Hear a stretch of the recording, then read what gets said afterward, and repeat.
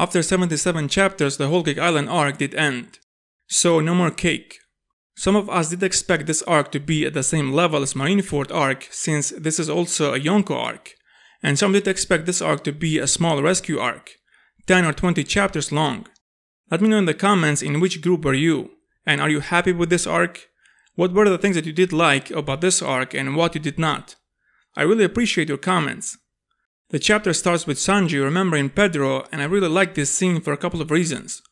But most importantly, that now we are in the part of the story where every action has consequences, whether they are good or bad. I hope Luffy will learn this lesson as well. And the other thing is that Oda is really trying to convince us that Pedro is dead. I'm not buying it. Until I see a corpse, for me Pedro is alive. Right now I am more inclined to believe that Pedro is alive and Big Mom will return his lifespan for some reasons than him being dead. And he will appear in Wano just to die again. Kaido will be jealous. Kaido will say, how come this guy has died multiple times and I cannot die even once? This is not fair. And Oda will say two things. Number one, well, this is a pirate world and it is not fair. And second, the world is a cruel place, but you are part of it too. Oh, forget the second one, wrong manga. But hey, let's play a game. Can you guess from which manga that line was and who said it?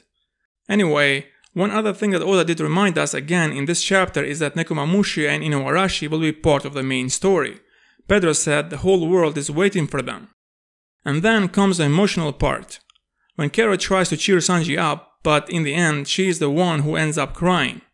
This scene was really sad. Oda did a great job. And then, from a sad scene, the story transitions to a musical. This was odd, but this is what you expect from Oda. But personally speaking, I don't like musicals. At all. If I rose to power, I will execute everyone who is involved in making these musicals. If you want to listen to music, go to a concert.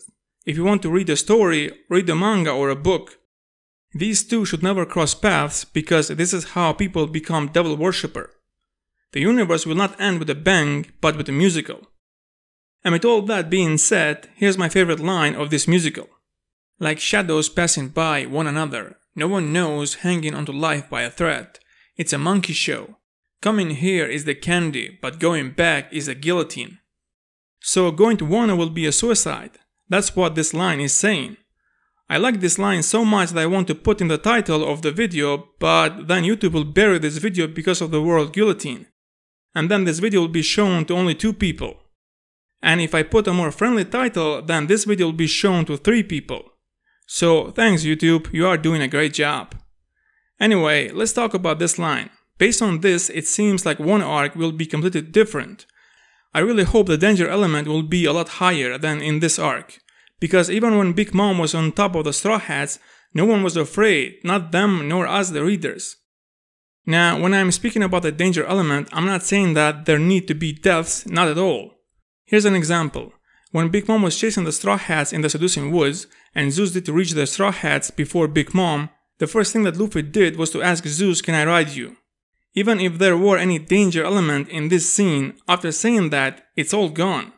Because when the characters are not afraid of what is happening, it is really hard for you as a reader to be afraid for them. And it really does diminish the power and the abilities of their opponents. It is hard to take something seriously when the characters themselves are not being serious, in a supposedly very serious situation. Yonkos are the strongest characters in One Piece. If you are not afraid of them, then who will you be? Buggy? I wonder if Oda will start the Wano arc before Luffy arrives there. Because in other arcs, Oda always finds a way for Luffy not to be involved in the arc from the beginning, one way or the other. In Dressrosa he was fighting in the Colosseum, or in Marineford he arrives halfway through the arc because he was in Impel Down. It is very likely that in Wano arc it will be the same, since we know that we will get the Reverie arc as well. I think Oda will show us both of these arcs simultaneously.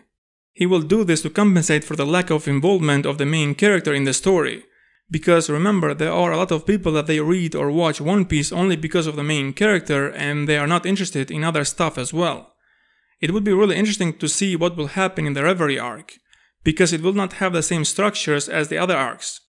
The build-up for the Reverie has been big. They were talking about this meeting way back.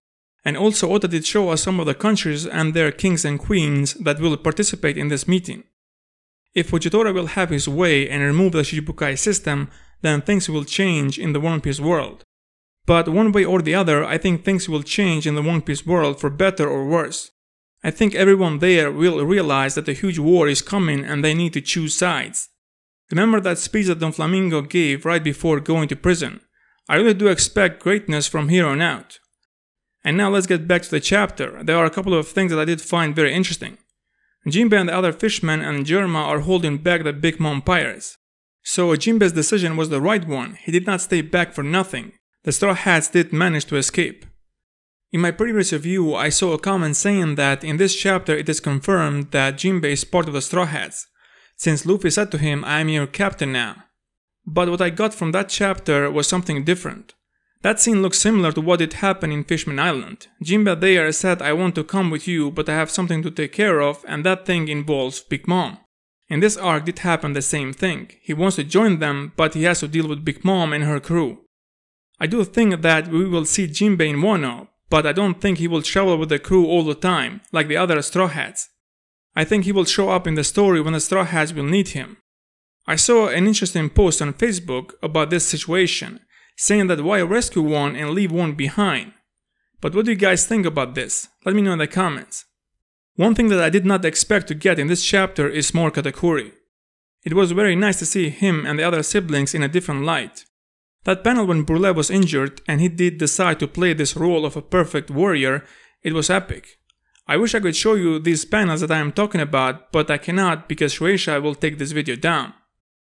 Oda in this chapter is hinting that Katakuri did let Luffy win.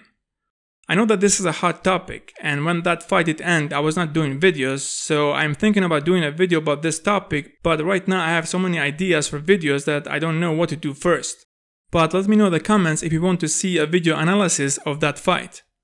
And at the end, Big Mom shows up before Jinbei, the Fishman and Germa.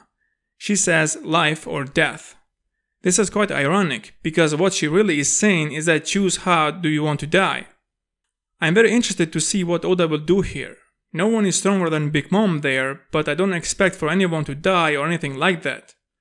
Anyway, what did you guys think about this chapter? Let me know in the comments. Thanks for watching, like and share if you liked this video, and subscribe for more One Piece videos.